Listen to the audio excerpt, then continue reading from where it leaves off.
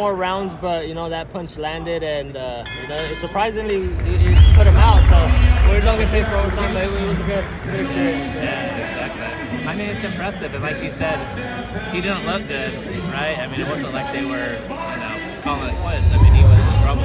Yeah, it was a punch that landed.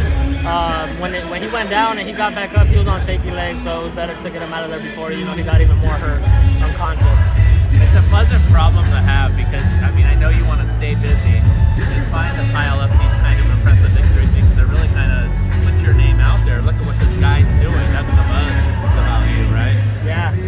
I'm grateful to have a great team behind me. Golden Boy, Oscar, Eric Gomez, everyone on the team does, they're the behind the scenes. So again, keeping this pace, staying active, all that buzz. I definitely appreciate having an amazing team behind me. I heard you saying earlier, you're being asked about top names, big names. How do you balance wanting to be ambitious and move up, but knowing that you're only 7 fights in? How do you balance the need for growth versus the ambition? Yeah, of course. Again, staying busy. We prepare. I had an extended amateur background, so being able to stay active, stay busy. I feel like over time, the opponents that they put in my way, I'm trying to get them out of there. So whatever it may be, if it goes the distance or I get them out of there by knockout, it just shows what I'm capable of. My power. So hopefully we do keep on climbing that ladder and little by little approach those top guys, but sooner or later they're gonna come. How much input do you have at this point about your opponent's style, what you want to work on? Are you discussing that with the team, or are you just saying, put him there and I'll knock him down? Of course, it's a little bit of both. Obviously, I'm a fighter, so I'm going to want everyone and anyone in my way. So, again, having that strategy, and I feel like Golden Boy has done an amazing job with that. Just having that strategy, having their knowledge, their experience, history of making world champions. So, again, I trust them, and, I trust whoever they put in front of me, and I know that I'm gonna take them out and do my part as well. Got that Central Valley fan base, which is so devoted, but you're coming south too into Southern California. There's a lot of people who could potentially be on the Iriarte train. So is that part of the strategy of being on this card today? Yeah, honestly, again, with the staying busy, the shows have been out here, but we're looking to take over the whole world. Hopefully take my talents to different states around the world. Yes, exactly, wherever. So I'm glad that the California, being that I'm from California, I'm glad that I'm getting that that recognition. That I appreciate all the fan base. Well, you have to be in your seat to see you on time. No going to the stands, no screwing around. So don't blink. Don't blink. Well done. Thank you very much. Thank you guys so much. Congratulations again. Thank you.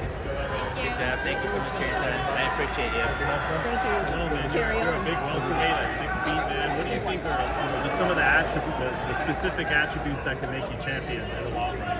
Yeah, I haven't gotten past the second round, so I haven't just been able to display all my my attributes on in the ring. But again, I have that speed, that lengthiness. I have that aggressive style. I come forward and I have that power. That everyone sees. But again, I have amazing footwork. I have all the qualities. To be great. And me and my team work daily, and we work hard, we work out every day. So it's something that I'm confident, in becoming world champion. There's a lot of champions, great fighters that prepare out here in Southern California. Have you worked with some of the big names that come through Southern California over the years? Yeah, of course. I've worked, right there in with the Churchill and all the big gyms where all the professional fighters are at. With like Jose Ramirez, Arnold Barboza, that's gonna fight soon. Connor Ben. All the guys at the top, I've been able to get some rounds in, so I know what I can do for sure. Do those guys kind of give you your props afterwards and tell you you're a guy to look out for? Yeah, we go in there, we spar, and after they definitely let me know. Even before I went pro, I was sparring with top names, and it just shows me, it gives me that reassurance, that I know where I'm going and I'm in the right direction. I'm curious, man. Connor Ben, he's got to move up a few weights. How do you think that fight goes for him next weekend? That's a good fight, man. I like the what is the animosity, right? The build up that that they have, especially between their dads and everything. I think it's something that most fighters can relate to, having their dad in their corner and something like that. So the build up is great. Connor Ben Ben is moving up a couple weight classes, so I'm excited to see how that turns out. Being that I spar Conor Ben, you know, hopefully he takes that victory for sure. Give him a good shot. Yeah, I think he's got it. But Chris, you can't take anything away from Chris. I mean, Chris should win, but I think Conor Ben also has, you know, you can't take it away from me either.